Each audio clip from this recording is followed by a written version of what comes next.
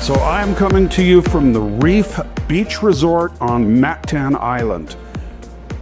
This is a great beach resort here in the Philippines, so I highly recommend coming and staying here. And by the way, my Seahawks just won the NFC Championship today, so they are headed back to the Super Bowl. Light rail or monorail in Cebu, those are the possible solutions being studied for Metro Cebu's growing traffic congestion. Manila is already having a subway system being built, but will Cebu follow suit? It's possible, and I think that it will happen eventually. In this video, I'm going to take a deep dive into what could happen with Cebu and the challenges it faces with regards to traffic congestion. My name is Mike, and welcome back to my channel.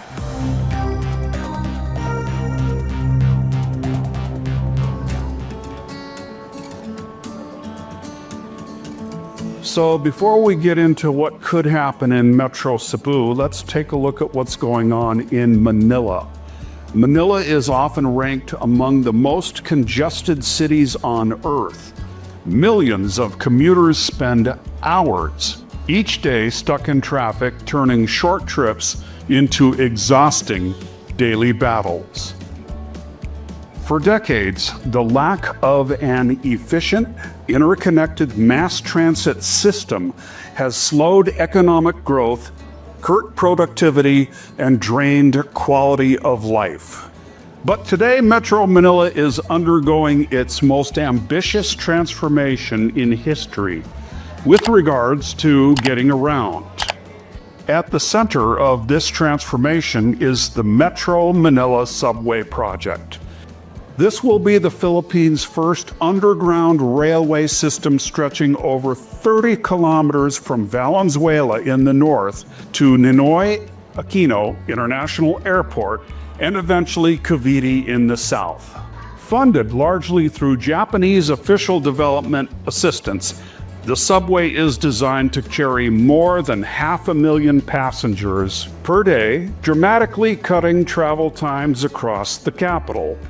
Another major pillar is the North-South Commuter Railway, or NSCR. This elevated and at-grade rail line will connect Clark in Pampanga to Calamba in Laguna, passing right through Metro Manila.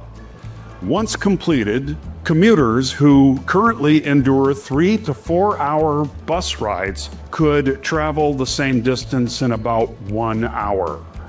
The NSCR is expected to reshape how people live and work, making suburban and provincial commuting realistic for the first time.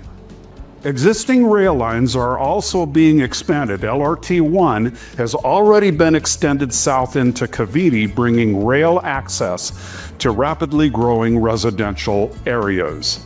MRT-3, once notorious for breakdowns and overcrowding, has undergone major rehabilitation, resulting in faster speeds, shorter wait times, and improved reliability. Meanwhile, LRT-2 is being extended eastward toward Antipolo, serving communities long underserved by rail transit. Beyond trains, Manila is investing heavily in bus rapid transit systems.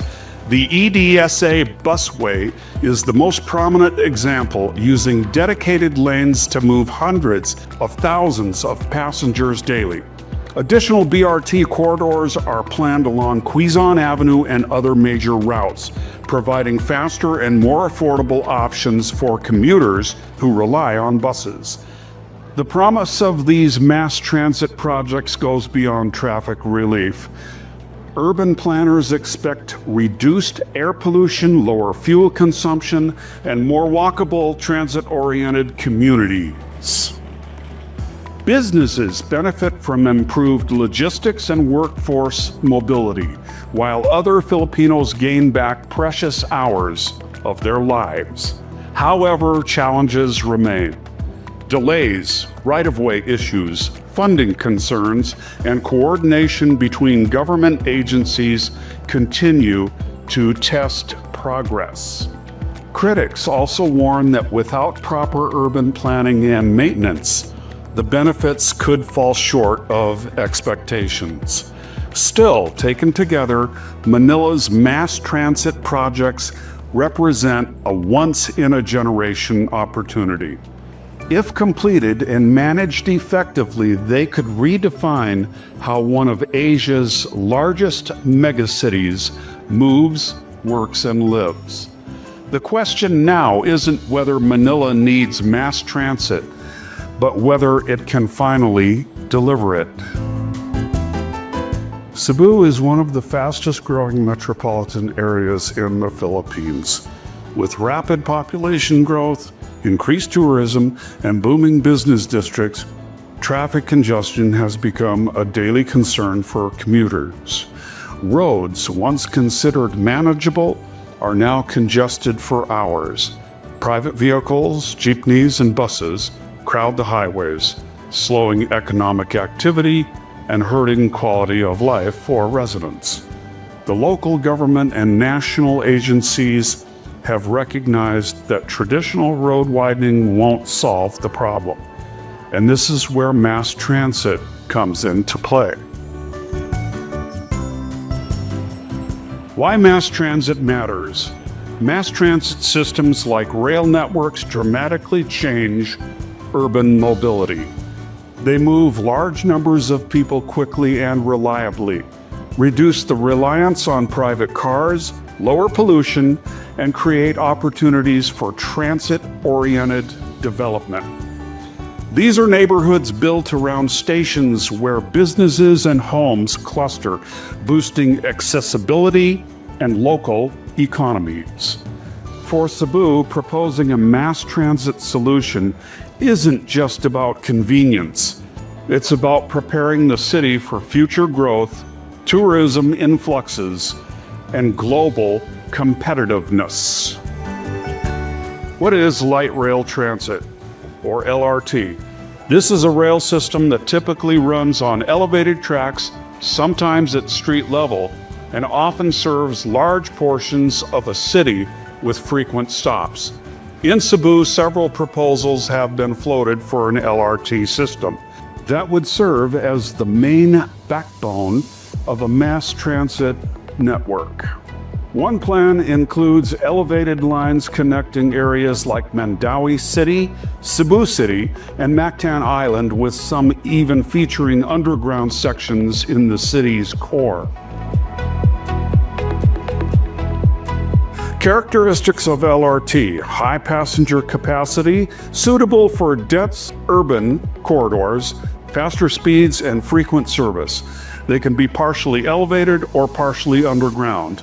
They're a well-proven technology used worldwide in cities like Manila, Bangkok, and Singapore.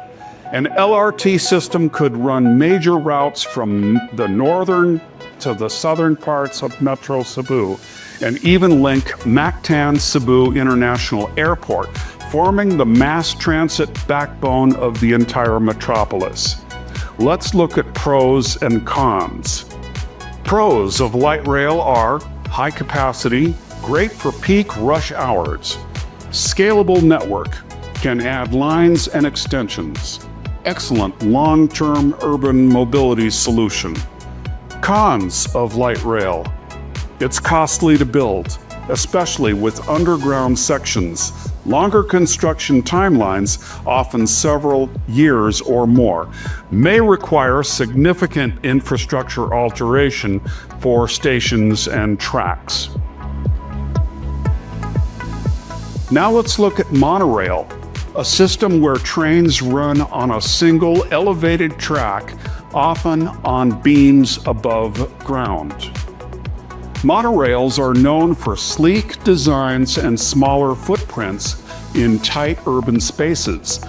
In Cebu, a monorail proposal has gained traction from both government officials and private proponents.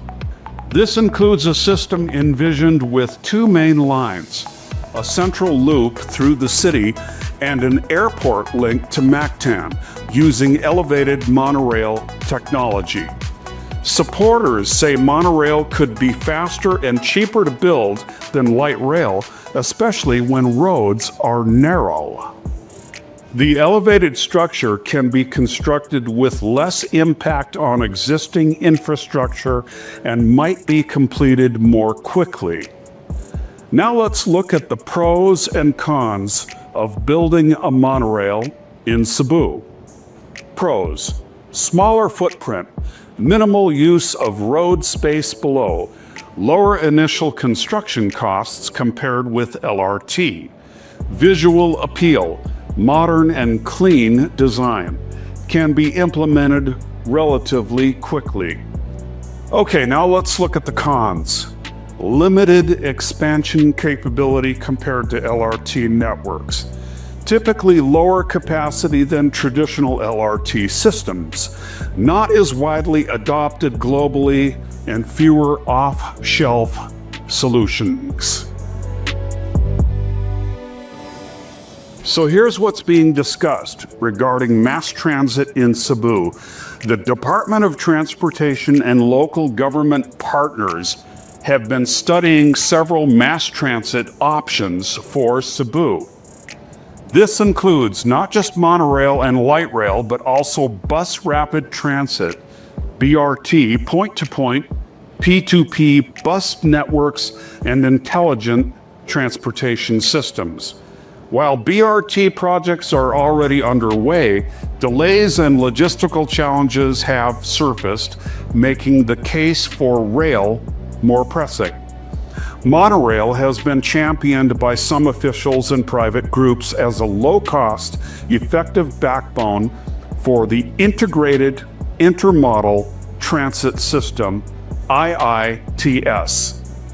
Its proponents argue that it could be operational faster and tailored to Cebu's unique terrain and road constraints. Meanwhile, proposals for light rail, including elevated and even partially underground segments, could form a more robust network over time. These proposals have come from international consortia and local partners suggesting significant routes across Metro Cebu. There's even talk of a full Metro Cebu subway as part of a long-term vision, a world-class underground mass transit system linking cities and decongesting major routes. Let's take a look at light rail versus monorail side by side. Capacity. LRT, high capacity, proven to handle heavy commuter volumes. Monorail, still capable but generally lower than full LRT. Cost. LRT, more expensive, especially with underground sections. Monorail, relatively lower costs and quicker build time. Construction impact. LRT, longer build periods, more disruption.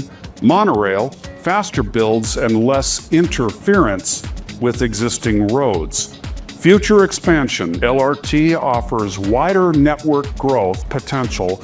Monorail, good for core routes but limited scalability. Urban footprint. LRT, larger stations and track requirements. Monorail, smaller elevated beams with less disruption. Technology and global use. LRT, widely used in many cities worldwide. Monorail, less common but suitable in specific contexts. So what's next for Cebu? The conversation is still evolving. The Department of Transportation, local governments, and private sector stakeholders are conducting feasibility studies and evaluating funding options. Cebu's narrow roads and dense urban environment make planning more complex, but that also highlights the importance of choosing a system that works best for commuters here. Some leaders argue that a mixed approach might be ideal, use monorail for quick implementation and tourism-focused routes, while developing LRT, even subway systems for long-term citywide connectivity. Public feedback and careful planning will be crucial. Cebuanos are understandably eager for solutions, but want systems that are sustainable, reliable, and affordable for everyday riders. Imagine a future for Cebu where commuters can travel from Mandawi to Mactan in minutes, where airport trips are fast and stress-free, and where traffic no longer steals hours from your day. Whether it's light rail or monorail, or even a combination of both, Cebu stands at a crossroads in its urban development. The decisions made today could transform the city for generations. Which system do you think Cebu needs? Drop your thoughts in the comments below. Don't forget to like, subscribe, and hit the bell notification to stay updated on infrastructure developments across the Philippines. I enjoy researching these things. Thanks for being with me today. God bless and peace out.